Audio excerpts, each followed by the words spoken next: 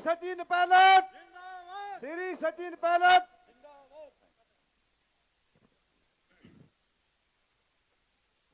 Punjab Pradesh Congress committee के अध्यक्ष, हमारे नौजवान साथी भाई राजा वरिंग जी, जिनका भाषण आपने अभी सुना, पंजाब के प्रभारी भाई देवेंद्र यादव जी, पूर्व मंत्री, पूर्व सांसद विजेंद्र सिंगला साहब, हमारे सांसद मोहम्मद सदीक साहब, चेतन चौहान जी, मोहित महेंद्रा जी, गुरचरण रंधावा जी, नरेश दुग्गल जी, निर्मल सिंह जी, बाबा साहब, मंच पर बहुत सारे हमारे नेतागण बैठे हैं और इस कार्यक्रम में मौजूद सभी बुजुर्गों, दोस्तों, नौजवान साथियों, माताओं, बहनों, प्यारे बच्चों, मैं सबसे पहले धन्यवाद देना चाहता हूं आप सब लोगों का और आप सब लोगों को यहां पर आमंत्रित करने का।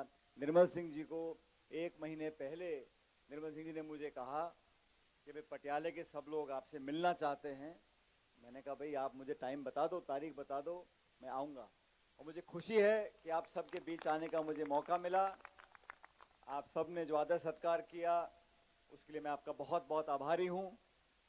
मुझसे पूर्व में जो भाषण आपने सुने, हमारे अध्यक्ष जी के, सिंगला साहब का, देवेंद्र यादव जी का, साथियों मैं ये तीनों जो हमारे साथी बैठे हैं इन सब के साथ काम करने का मुझे मौका मिला। और राजा वरिंग जी का भाषण सुना मैंने, बहुत अच्छा बोलते हैं और इन्होंने बताया कि ये बार मुझे मिले थे, लेकिन ये नहीं बताया क्यों मिले थे। राजा और मुस्कुरा रहे, मैं बताता हूँ, बता दो राजा। राजा जो है यूथ कांग्रेस के एक बहुत अच्छे वर्कर, और मेरे ख्याल पंजाब में जब पहली बार यूथ कांग्रेस के चुनाव हुए थे तब ये चुनाव लड़े। और ये बात सही है, मैं जानता नहीं था इनको, मुझसे मिलने के लिए आए, लेकिन मैंने हमेशा कोशिश की है राजनीति में कि जब भी कोई नौजवान व्यक्ति राजनीति में कुछ करना चाहे, संगठन में, चुनाव में, उसको हमेशा मैंने मदद करने का काम किया है। क्योंकि मैं खुद, मुझे मेरी पार्टी ने 26 साल की उम्र में संसद में जाने का मौका दिया। बहुत जल्द, बहुत कम उम्र में मैं केंद्र का मंत्री बन गया, प्रदेश का अध्यक्ष बन गया। तो मेरा फर्ज बनता है, मेरा दायित्व बनता है कि मैं जब भी किसी नौजवान के साथ रहूं उसको आगे मदद करने का काम करूं। और राजा वरिंग जी ने बहुत मजबूती से चुनाव लड़ा, यूथ कांग्रेस के अध्यक्ष रहे, और आज राहुल गांधी जी ने और खड़गे साहब ने इनको एक बहुत महत्वपूर्ण हमारे राज्य की जिम्मेदारी दी है। पंजाब के आज ये कांग्रेस पार्टी के अध्यक्ष हैं। और जब से हमने मुलाकात हुई मुझे लगता था कि इस व्यक्ति में जज्बा है, लड़ने की ताकत है और सिद्धांतों पे खड़ा रहना। राजनीति में बहुत से नेता समय के साथ मुड़ जाते हैं, समय के साथ झुक जाते हैं, परिस्थितियों से, दबाव में 100 तरह की बातें राजनीति में आती हैं।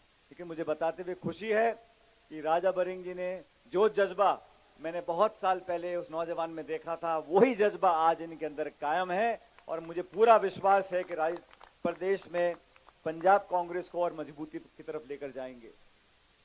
विजय सिंगला जी और हम संसद में रहे, मिलकर काम किया, और ये बात सच है, जब दिल्ली में हमारी सरकार थी तो अपने लोकसभा क्षेत्र के लिए सारे काम कराने में, पीजीआई की बात करो, कैंसर हॉस्पिटल की बात करो, ये सुबह शाम मंत्रियों को लेके प्रधानमंत्री तक अपने हलके के लिए, अपने इलाके के लिए 24 घंटे इन्होंने मेहनत करके वहां पर काम कराया।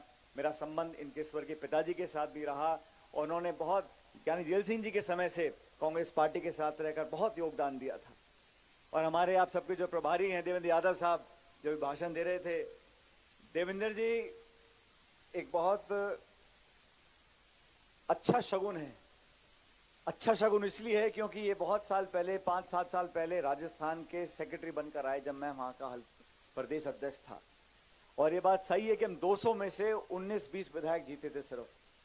उन 3-4 सालों का संघर्ष था, हमने मिलकर मेहनत करी और देवेंद्र यादव जी ने पूरा अपना घर समझकर राजस्थान में वो रहे, लोगों से मिले, मजबूती हम सब लोगों को दी। और उसी का कारण है कि 2018 में हम लोगों ने मजबूत कांग्रेस की सरकार राजस्थान में बनाई। तो जहां ये मिलकर काम करते हैं वहां कामयाबी मिलती है। मुझे पूरा विश्वास है कि पंजाब में भी आप सब लोग उनको आशीर्वाद दोगे, इनकी मेहनत को देखोगे, समझोगे और आगे जाने का मौका दोगे। साथियों,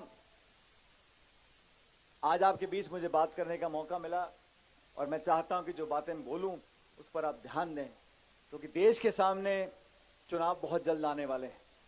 लोकसभा के चुनाव होंगे, देश में नई सरकार बनाने का मौका हम मतदाताओं को मिलेगा और 10 साल से इस देश में जो सरकार है वो भी आपके सामने है। जो सरकारें बनती हैं वो वोटरों की ताकत से बनती है और जनता जो निर्णय करती है उसको हम स्वीकार करते हैं। लेकिन आप और मैं जानते हैं कि 2014 में जब ये सरकार बनी थी तो क्या बातें इन्होंने बोली थी, क्या वादे इन्होंने किए थे, अपने घोषणा पत्र में क्या कहा था। बीजेपी ने स्पष्ट कहा था हम सरकार बनाने के बाद किसान की आमदनी दुगनी करेंगे। ये कहा था कि नहीं कहा था? ये सरकार 10 साल से पूर्ण बहुमत की सरकार है। किसानों के साथ जो व्यवहार हो रहा है, जो बर्ताव हो रहा है, वो आप सब देख रहे हो। आमदनी दुगनी करने की बात भूल जाओ, लेकिन किसान को आज किन हालातों का सामना करना पड़ रहा है। खाद, बीज, बिजली, पानी, खरीद का टाइम नहीं, फसल पूरी बिकती नहीं और ऊपर से जो आज किसानों के साथ अत्याचार हो रहा है। हमारे अन्नदाताओं के साथ हम बात भी नहीं कर सकते। हम ड्रोन से बम फेंकेंगे उनके ऊपर, हम कीलें गाड़ देंगे रास्तों में, हम एनएसए के मुकदमे दर्ज करा देंगे, हम गोलियां चला देंगे। हमारे नागरिकों के साथ, हमारे किसानों के साथ ये बर्ताव करना, अरे आप एमएसपी मत दो, आप आमदनी दुगनी मत करो, लेकिन ये जो बर्ताव हो रहा है ये घमंड और अहंकार का प्रतीक है। और दुख इस बात का है कि दिल्ली में जो सरकार बैठी है वहां किसान की चिंता करने वाला कोई नहीं है। कौन सा ऐसा मंत्री है यहां दिल्ली में जो खड़ा होकर बोले कैबिनेट के अंदर कि एमएसपी का वादा हम लोगों ने किया था। जब 3 काले कानून वापस लिए थे केंद्र सरकार ने, तब ये वादा किया था कि न्यूनतम समर्थन मूल्य एमएसपी पर हम लीगल गारंटी लेकर आएंगे। लेकिन मुझे खुशी है कि कांग्रेस वो पहली पार्टी है और खड़गे जी, राहुल गांधी जी ने कांग्रेस की पहली गारंटी दी है।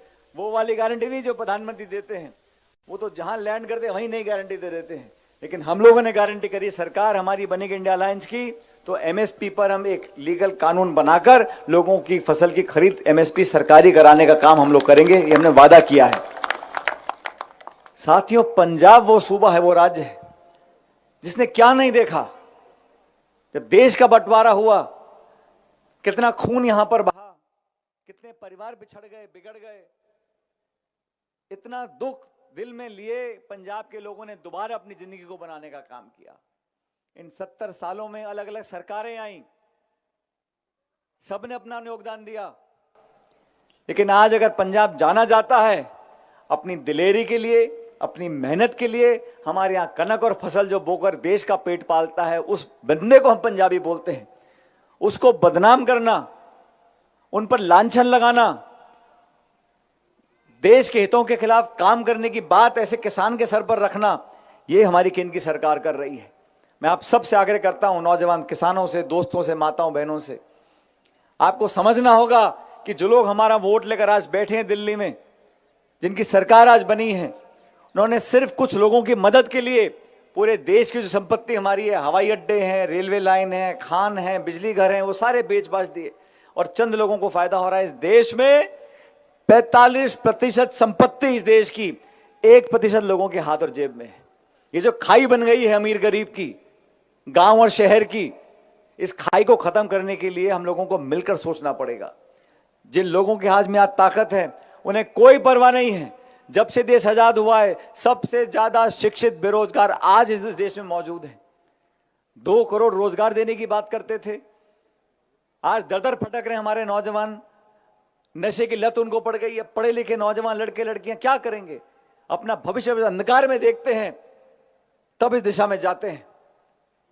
जिन लोगों को हमने ताकत दी, इस विश्वास के साथ दी थी हमारा कुछ भला होगा, निवेश होगा, सड़कें बनेंगी, अस्पताल बनेंगे, शिक्षा के संस्थान खोले जाएंगे। लेकिन आप भाजपा के सरकार के साथियों से पूछो कि गैस का सिलेंडर क्यों 1100 रुपए का बिक रहा है, पेट्रोल डीजल देसी घी से महंगा क्यों हो गया? उन पर एक ही जवाब है, मंदिर मस्जिद, हिंदू मुसलमान, हिंदुस्तान पाकिस्तान, बस। इसके अलावा उनको कुछ बोलना नहीं। खाद, बीज, बिजली, पानी, शिक्षा, चिकित्सा, सुरक्षा, नौजवान, उद्योग, निवेश, कोई मतलब नहीं है। चुनाव आएगा, जज्बाती भाषण दो और धर्म के नाम पर वोट लेने का जो काम हो रहा है उस सब के खिलाफ हम लोगों को सामने आना पड़ेगा।